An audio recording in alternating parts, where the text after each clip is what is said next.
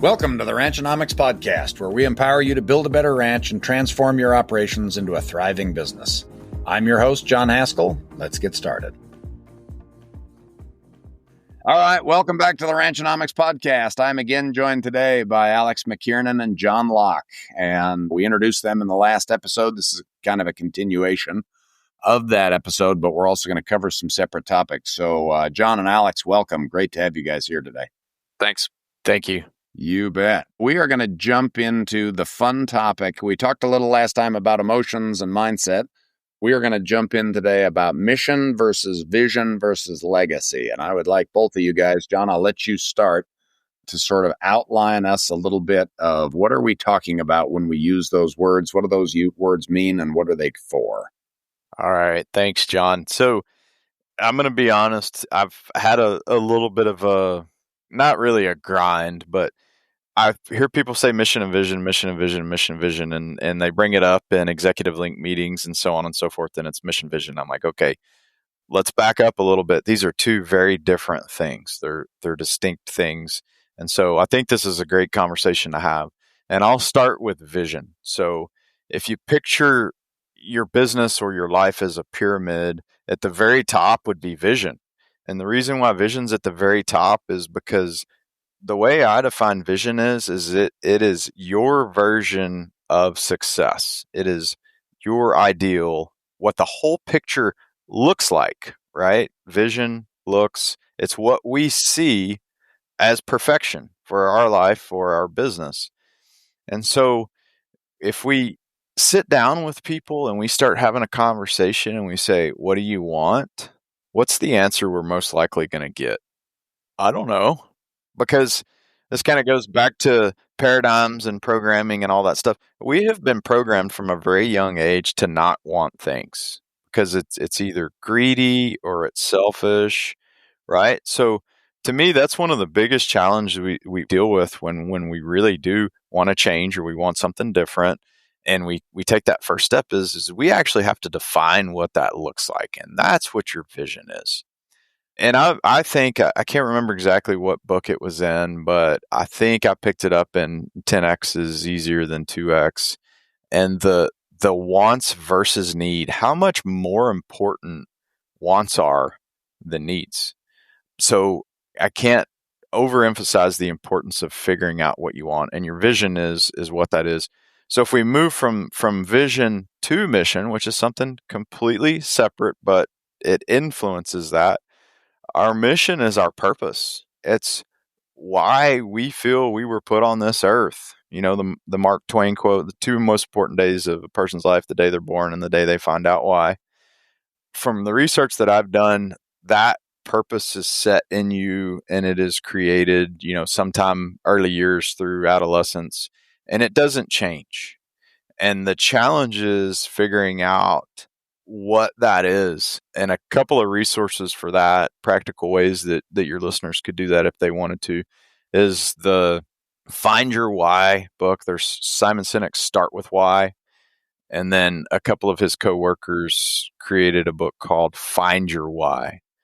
So that is discovering your purpose for being here, what really makes you tick, what your contribution to mankind is, and you exercise and live out your purpose on a path to achieving your vision. So that mission piece is right below vision if we're looking at that pyramid. And your mission also encompasses everything, because if you're having to do things to move towards your vision that aren't in your purpose, that violate your core values, then you're not going to be successful. So that's kind of the difference between mission and vision in my mind. I think they're both incredibly important, but different things. I'm a big picture thinker. That's the way my mind works. And so I've been joking with Chloe, my wife, because it's one of those things like if the only tool you have is a hammer, then every problem looks like a nail. I'm always like, hey, vision, hey, mission, hey, what's your purpose? Because that's the way my mind works. But I've also seen just how powerful that is in my life for Chloe and I. I mean, we have over the years done various versions of visioning and mission creation. And I think we're getting better at it, and the process is important. But it's just amazing how much it has determined what Chloe and I do together. We created a shared vision years ago, and we've updated it, and it has really driven where we go. And then, John, the work that you and I did, along with Lisa Caslon from University of Nebraska, with a group of grassland stakeholders over the last year and a half in Nebraska to create a vision for grasslands in Nebraska, has been really powerful. And it's very slow moving, but it's continuing to grow. And I just want to really highlight the power of creating a shared vision with another person or a group of people, certainly for yourself. But when you do it with a group of people, it can carry you through some really tough times and difficult conversations. So this is more just a plug. Then we can move maybe to some of those tools. I don't know, Haskell, where you want to go with that. Well, I want to clarify here just a little bit, because I think one of the powerful things about a vision is that, as you mentioned, it is a picture, right? And over time, that picture is going to evolve and change. But to me, the most important thing about a picture is it's much richer than what we're often going to just sort of be able to write down, right? So there's a picture behind John Locke of a very southern-looking bull, and I could give you a description of that, but there is no amount of words I'm going to write down that is going to be as detailed as the picture, right? The picture is worth 10,000 words, right? Or 1,000 words, whatever the number is. That is a very true statement. And what we are often trying to do first is really get that vision as detailed as we can, so that, just as you said, John, so that we know what success is, right? We're going to work hard, right? Time's going to go by. We're going to expend effort, money, emotional, investment, that sort of thing. Are we going to get where we want, or are we going to miss the target? I think constantly revisioning or revisiting, are we getting to our vision, is important. Is that fair? Yeah, I think that's fair. If I could add just a little bit to that.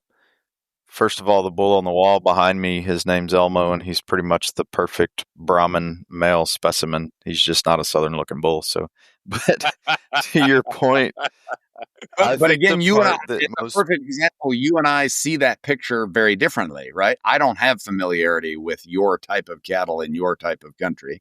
And so I look at it and it's like, oh, yeah, kind of interesting, right? But my knowledge level about that type of animal is so low that I don't even know what I don't see, right? Whereas you have a very different understanding of what you're seeing, and understanding how to communicate that is very important. Yeah. So let me get just a little bit weird, and let's keep using this photo as an example. When I look at that photo, it stirs emotions in me, right? Because of what it means. And so that is the most important thing in my mind. And trust me, I get criticized and laughed at for saying things like this amongst our peers from time to time. If you're not emotionally connected to your vision, your chances of achieving that level of success are not nearly as high. So you brought the phrase details into it. In my mind, it's not as much about details as it's about being able to close your eyes and seeing what you wrote down and finding ways to continuously be emotionally connected to it. You'll start to see those things manifest in your life in ways that you never even thought possible, or you never dreamed of. When you have your vision, and I'm talking about this pyramid, and I know it's terrible to talk when we're not using visuals in this podcast, but you have your mission below that. And then you have goals and objectives that you think are reasonable goals and objectives that will move you towards that vision. And that's where you tend to get more specific, and you tend to get more details. I think you're 100% right on needing those details in your vision, and you do need to get specific. But one of the big things that I see, the mistakes that I see people make, is they pick positions and they don't focus on interest. And so they say, my vision is 1,000 cows. Well, we need to unwind that a little bit. We need to ask you, okay, why is your vision 1,000 cows? Because you think it will do this, this, and this for you? How about we capture this, this, and this in your vision instead of the 1,000 cows? So we want to focus on the interest behind the position. And then by all means, let's get really detailed in that, and let's get emotionally connected to that. Yeah. I wanted to go back to, this is really neat. I like when you mentioned earlier, John, about wants are more important than needs. Like, that kind of struck me as like, wow, I don't know if I agree with that. But when you say wants, you're then connecting to the emotional cues that the picture on the wall or your mission, draws out in you. So we worked really hard a year ago on our mission for Robinette Farms, and I'm super proud of it. It's great food that transforms people and the land. And that is something I want, like I don't need great food that transforms the land. That'd be nice, I suppose, but I really want it. Like I am driven. I am like deeply emotionally tied to that mission. Great food that transforms people in the land. That would be amazing if we could achieve that. I want that. I really wanted to tie back to that the picture that you have on the wall, it means different things. It stirs those motivational emotions in you. And that's really important for people to have that centered picture or mission or vision to work with. Yeah. Yeah, and I think to expand on that a little bit, Alex, so for me, for John Locke, there's 3 reasons that all of us were put on this earth: to serve God, to help other people, and to do that while working with other people, building communities, and so on and so forth. Okay, so all of my wants have to do with that, right? I firmly believe that if you just want a Lamborghini or you want a Ferrari or whatever, and you're emotionally connected to that, you can have that, right? I think those things will come to you too. But sometimes when you start talking about wants, that's what people think. They think materialism. They think, it's just, being frivolous or whatever. That's not what we're talking about. And I think no matter what your theology is or what your beliefs are, I think it's undeniable that we were put on this earth to help other people, right? And so when you read your vision and then you talk about how emotionally connected you are and how bad you want that, part of the reason why you want that is because you have these emotions in you that you were born with, of the desire to help other people. Yes, I do, John. Thank you for affirming that desire in me. I want the world to be a better place. That's for sure. At Ranchite LLC, we believe your ranch deserves more than just survival mode. You deserve to thrive. Our experienced accountants and business coaches will help you get control over your financials so you can focus on what you do best, running the ranch. We offer a comprehensive process that includes bookkeeping, consulting, and even training tailored to your needs. Don't let your financials slow you down. Visit ranchritellc.com to schedule your free consultation and let Ranchite take care of the numbers so you can take care of the rest of it. Let's go a little further with this if we can, because our theologies, I think, align very well with the continuation of often we learn and grow through our service to others, correct? And I think this expands this idea of our wants versus needs that Dan Sullivan brings up, which is that's where as you're saying, the emotional investment goes up, the creativity goes up, right? The problem solving goes up, and then we develop as people in that, right? And our, for me, one of the great purposes of our life here is the growth and development that we experience, right? Which we then take with us to eternity. We're not here to not learn how to walk or to not learn how to talk or to not learn how to interact with other people. Those are an important part of the human experience, which then allow us to, we progress in this life, we progress eternally. Does that make sense? Yep. Okay. And it's one of the reasons why these human interactions are so important, because they are often the most challenging, right? The most rewarding parts of our life. I've said many times that, for me, HR and business is both the most frustrating and the most rewarding part. As you mentioned earlier, lots of us don't get into agriculture because we love working with people, but over time we can learn that, boy, we can have huge impacts on people's lives, the lives of the people within our family, the lives of the people we work with in our businesses, the lives of our vendors and customers. We can have a huge impact there through the activities of our businesses. Yeah, and that brings up a really good point, John. To me, fulfillment is a huge word. And there was a time in my life where I was kind of seeking and a bit lost, and I was trying to, figure out what we should do. Well, really, all I wanted to do was have a big old lock on the gate that nobody could cut through, and be out there with my cows and just be a perfect grazer and send the calves away and not have to deal with anybody. And figuring out what was driving that was one of the most important pursuits of my life, because I could have had a full bank account doing that potentially. I could have maybe had some happiness or some satisfaction sitting under a tree and watching the cows graze, but I never would have been fulfilled if I hadn't found ways to start helping other people. And for me, helping them directly is a big part of that. Yeah. Yeah. Very good.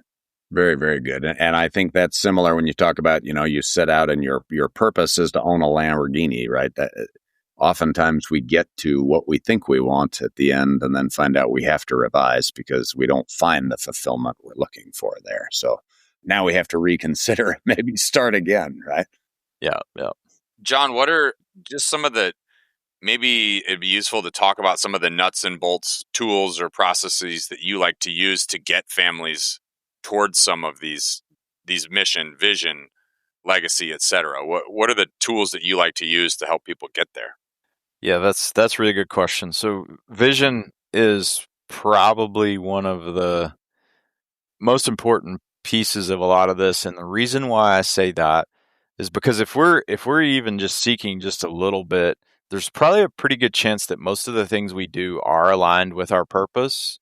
Maybe we haven't defined those. Maybe we don't have them captured and written down. Maybe we have a little bit of confusion around them. But typically when you wake up in the morning, if you're in a healthy situation, you're going to do things that align with your purpose. But asking someone to think about what they want, we talked about that earlier, how difficult that is. The mission is sometimes hard to nail down, but the vision, whenever people haven't even given themselves the liberty to get there, is really difficult. We use the ICA process, which stands for Institute of Cultural Affairs. That's a tool that I learned and saw in Ranching for Profit years ago. And as a facilitator, we use a lot. It doesn't just have to be for your ranch or family vision. It could be for a lot of things, just what you see as success. And it's a 4-step process that starts with what you want and it ends with a plan. And you haven't completed the process until you've got all the way through step 4, which is actually writing down the plan and the things that you intend to do and having your goals and objectives part of that. How long does that take? Well, it depends. So one of the things I've been doing recently, if we're dealing with a couple or a really small business where things are, floating along pretty good, and there's not a lot of contention or not a lot of issues going on with the business, I've been doing a few of those over Zoom, and that's usually taken 3 2-hour sessions to get to the plan, sometimes 4 2-hour sessions. A husband and wife, even a small business that's got a fairly healthy dynamic and they communicate well, they could sit down and through, 3 afternoons, they could get to a point to where they had a pretty healthy plan if they understand the process. Typically, when I'm working with bigger entities or when there's, emotions or potential conflict, I always advise in-person facilitation. And that's usually a 2-day process. That's say 9 o'clock in the morning till 3 or 4 in the afternoon, 2 days in a row. There's so many things about having the third person in the room or the facilitator in the room that I feel are a benefit. And I'm not saying this to plug myself, but there's something about having your family come together to sit down for a meeting and you're the one that is facilitating it. That's an extreme challenge for some people. If it's not, then I always encourage people to go it alone. If there's these potential issues, one of my feelings is that if you mess up the first time around, it's going to be so much harder to get people to come back to the table. And so you really need to go about it in the best way for, the highest potential for success the first time, to try to work through something that might be a challenge that most of us don't have the skills to do.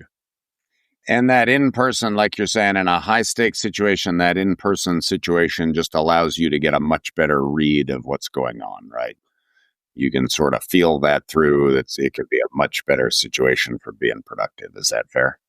That's fair, but it's probably a bit deeper than that. When you're in person, it's getting the other people in the room interacting in a certain way. It's basically the whole thing. It's also the ability to be there and to be able to call a timeout, to be able to use some tools to to get people to open their minds up a little bit. And it's a lot deeper. I mean, you guys know when you're doing educational stuff, interacting with people and sitting at a table versus staring at the screen is completely different. So there's a lot of elements to it. Yep. As good as video conference is, in person with real humans is significantly better. Yeah. There's an intangible nature there. It's also, I feel like the value of these, John, is the outcome, the document, super important. We want to get to that.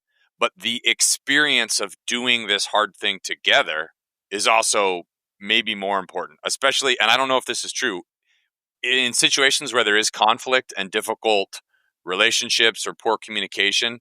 Isn't a big part of the goal just like, hey, we did something together and I don't hate you and I feel like there's progress? Is that part of the value of this in person, especially, John? Yeah, and we always say at RFP the power is in the process, and it's actually going through the process and experiencing that together that has so much power. There's also something to everyone comes in the room with the stories they've told themselves, the resentments, everything else. The idea that there's no way we can come together because we're going in 50 different directions and we want different things. And then actually looking at that board together and seeing how everything that you wanted is actually pretty close to what everything else wanted. And then figuring out how to merge that together to create the one shared vision.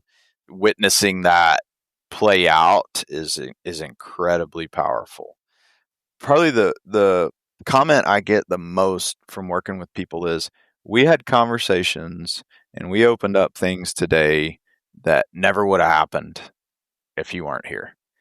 And I'm not going to say that's because I'm there. I'm going to say that's probably because somebody with the right intention is in the room. It doesn't have to be me, but there's something about getting together and having the outside disinterested party in there that's batting for everyone and not pulling someone else's weight that just allows people to say things that maybe they've been holding on to for years and years and get them out there and then deal with them. This is great stuff. I really appreciate hearing all this conversation. I thank you guys for inviting me.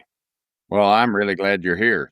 Let's wrap up. Anything else? We talked about mission and vision primarily here. Anything else you want to finish off with that? We're going to have one more discussion because I want to go a little further with this, but it's going to take longer than we have. Anything you want to wrap up this part with, John? I think I would just challenge people to start thinking about what they want. And when they think about what they want, it's probably going to mean some sort of change. Stop telling yourself that change is hard. Change is the easiest thing in the world. I know that sounds, it's not the easiest thing in the world. Falling off this chair would be easier than change, but change is really not hard. That would be change. It would be change. Change is not hard when you decide what you want and you can see it. Love it. Oh, that's so cool. And how many of us would like and invite change because we're not satisfied with the current situation, right? Again, I go back to my grad school days with Fred Provenza, who talks about the only constant is change.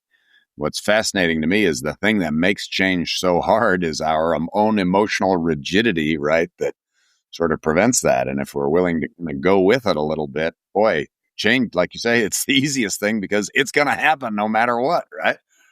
Well, right. And you get, change, again, is uncertainty, and uncertainty is scary for almost everybody.